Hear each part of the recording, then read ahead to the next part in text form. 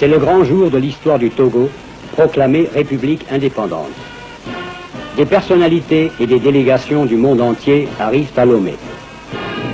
Parmi elles, le ministre allemand de l'Agriculture, M. Schwarz.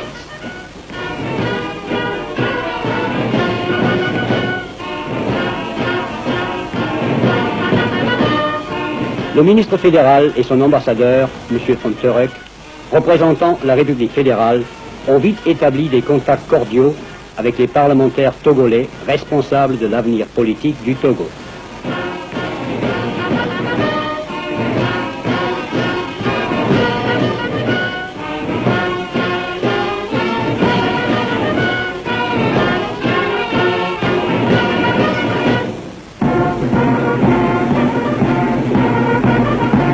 « 27 avril, 0 heure. Le drapeau du nouvel État est hissé au-dessus de la ville plongée dans la nuit. C'est à la fois l'apogée et la fin d'une étape importante d'une évolution politique qui, sans faire couler le sang ou les larmes, a mené un pays à l'indépendance.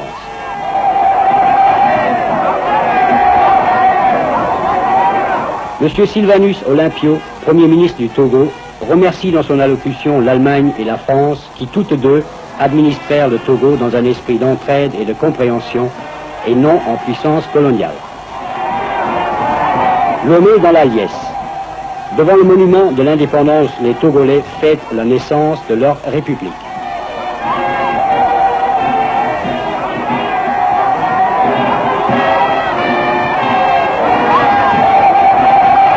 Le Premier ministre rayonnant salue ses hôtes et la foule délirante de ses joyeux concitoyens.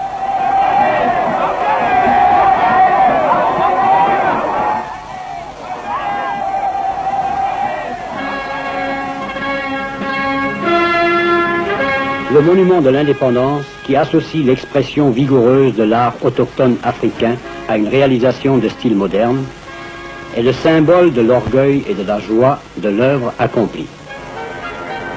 L'indépendance, l'autonomie d'un jeune État.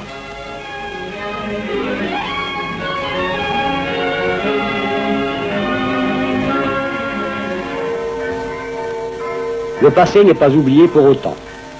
Dans la paix du vieux cimetière allemand, on évoque le souvenir des hommes venus en colonisateurs et devenus des amis.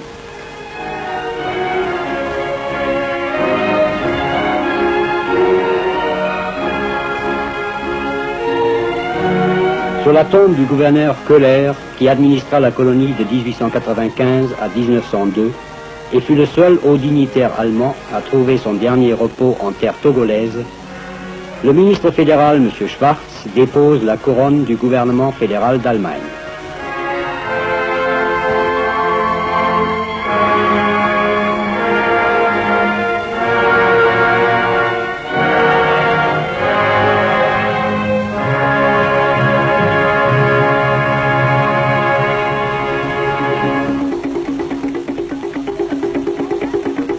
Les tombes sont entretenues avec soin et piété, ainsi que les petits mausolées des chefs et princes de tribus.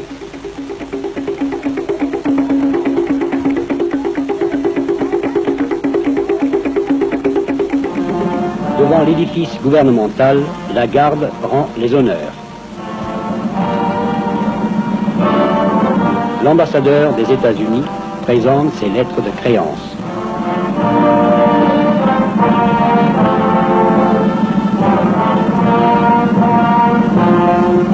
M. Alexandre von Turek, ambassadeur de la République fédérale d'Allemagne, accompagné du chef du protocole togolais, reçoit les honneurs de la garde.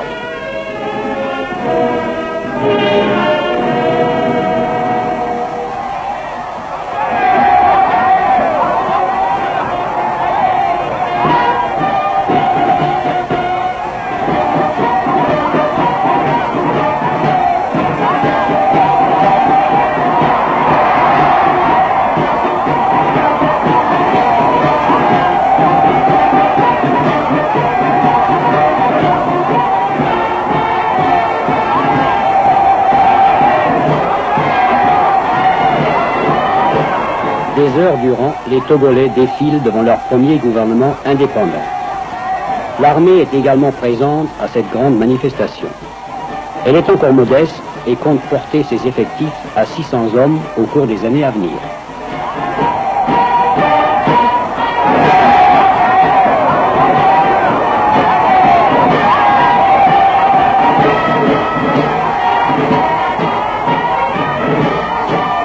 Rois et chefs des tribus regardent passer les brigades des travailleurs représentant les industries nouvelles du Togo.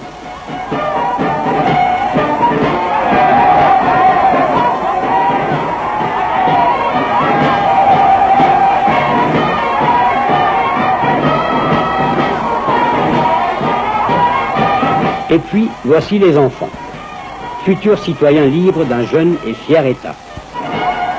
Ce qui importe pour eux, aujourd'hui, c'est le jour de congé et le grand défilé.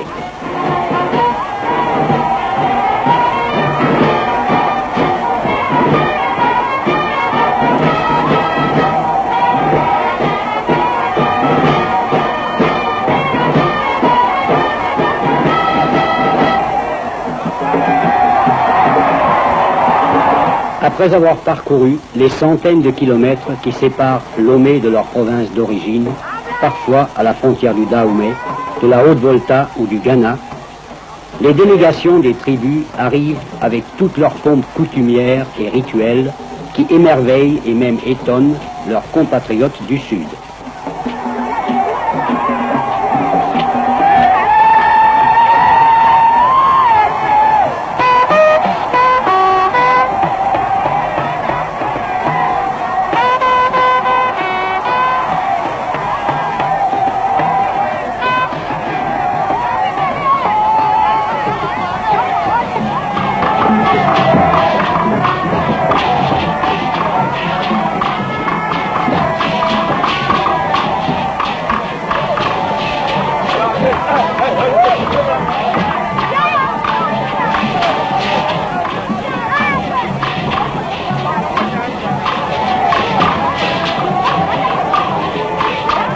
Les rois des diverses tribus, les chefs de village et les délégués de district arrivent parés de leur couronne en or massif pour fêter cette journée entourés de leurs amis et sujets.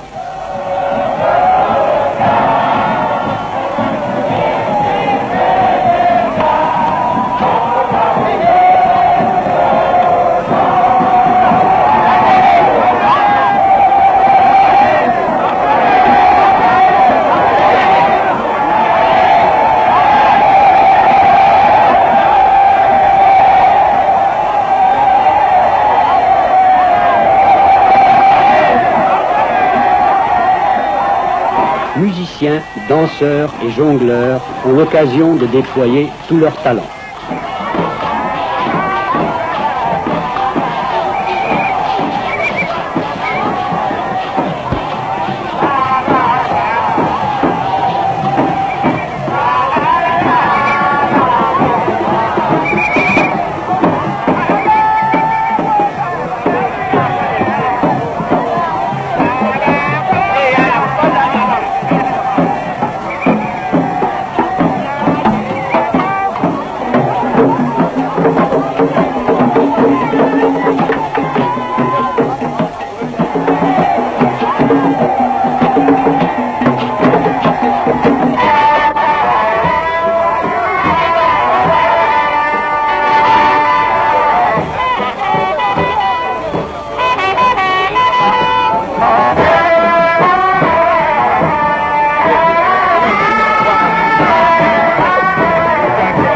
Plusieurs jours de suite, les Togolais fêtent la naissance de leur république.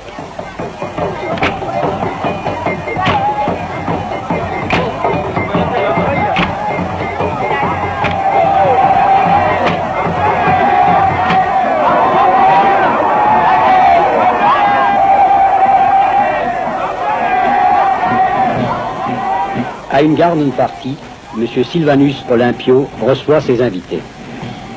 Qui est cet homme appelé à guider les destinées du jeune État africain? Il a 58 ans. Il fréquenta des écoles allemandes, françaises et anglaises, fut étudiant à Londres et dès 1929, un des directeurs généraux de la grande société Unilever. Il quitta cette société pour se mettre au service de son pays natal, du peuple togolais, qu'il désire voir progresser et s'émanciper au sein d'un État moderne et indépendant. La tâche qu'il s'est proposé d'accomplir est ardue. Il aura à combattre la misère, l'ignorance et les superstitions. Il lui faudra une volonté de faire et une énergie à toute épreuve pour développer l'économie et mener à bien l'œuvre de civilisation de son pays. Pour remplir sa mission, il possède des atouts indéniables. Son bon sens, son esprit politique avisé et prudent, des amis sûrs chez lui et, comme nous pouvons l'espérer, l'aide efficace des nations du monde libre.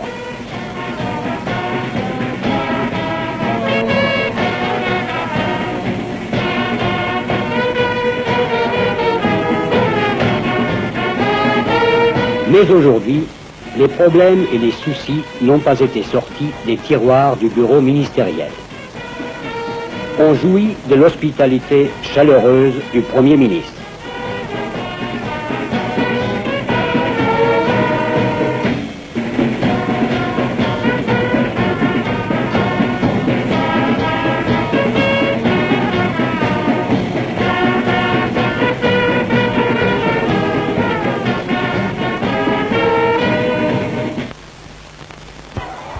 Invité d'honneur de la jeune République, le duc Adolphe Frédéric de Mecklembourg, dernier gouverneur allemand du Togo, est cordialement accueilli.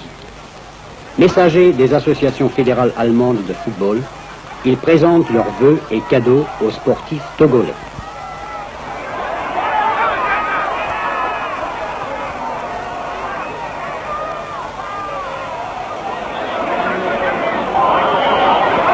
Le football est le sport favori. Il existe environ 80 associations officiellement reconnues et le 11 national du Togo a déjà remporté de belles victoires. Ici, en jersey rouge, il affronte l'équipe du Ghana.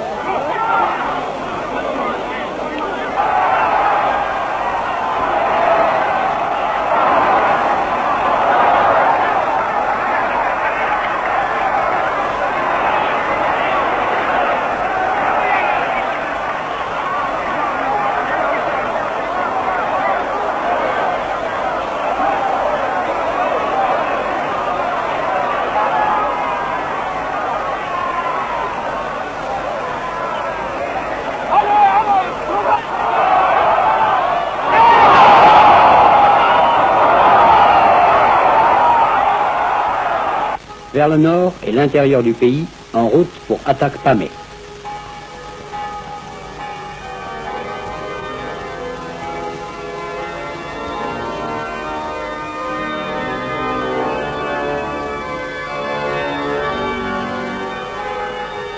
Dans la vieille église allemande, les catholiques viennent de célébrer une grand-messe en l'honneur de l'indépendance nationale.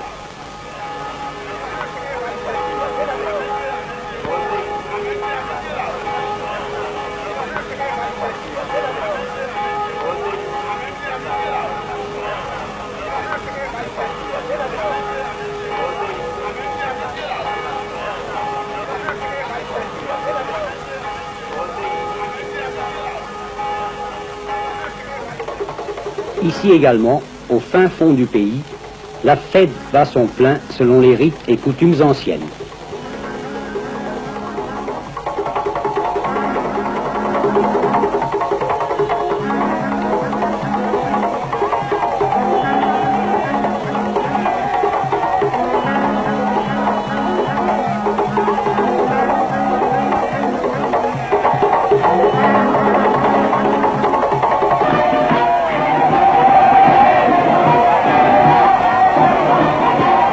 À Amlamé, les gendarmes se régalent de chachlik rôti à la broche.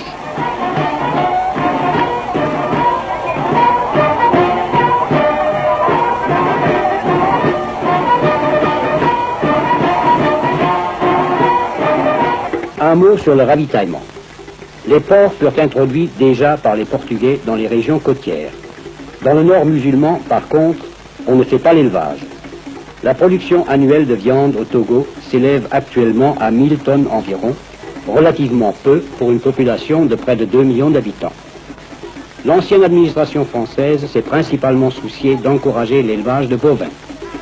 L'on fit venir de Guinée et de la Côte d'Ivoire du bétail de reproduction réfractaire à la nagana, grave maladie infectieuse provoquée par la mouche tsetse. En nous dirigeant vers le nord, nous rencontrons au bord d'une rivière des femmes en train de laver des noix de coco pour en extraire l'huile.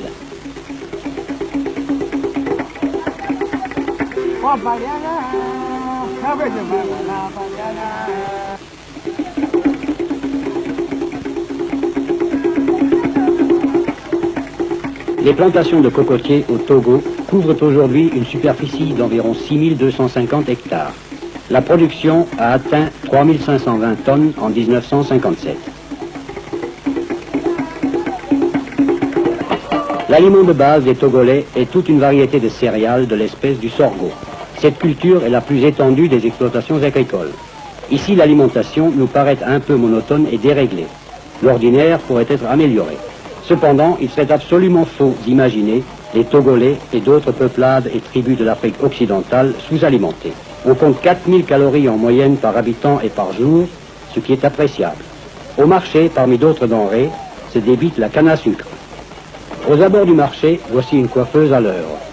Avec art et dextérité, elle tresse les mèches de cheveux de sa cliente en petites torsades raides et effilées pour la rendre plus séduisante. Les professions artisanales, comme celles de tailleur, de menuisier, de serrurier, de cordonnier, sont établies avec les Européens. Partout aujourd'hui, l'on trouve des petites entreprises artisanales, comme ce chantier où l'on façonne des briques en terre glaise, comme au temps des ancêtres.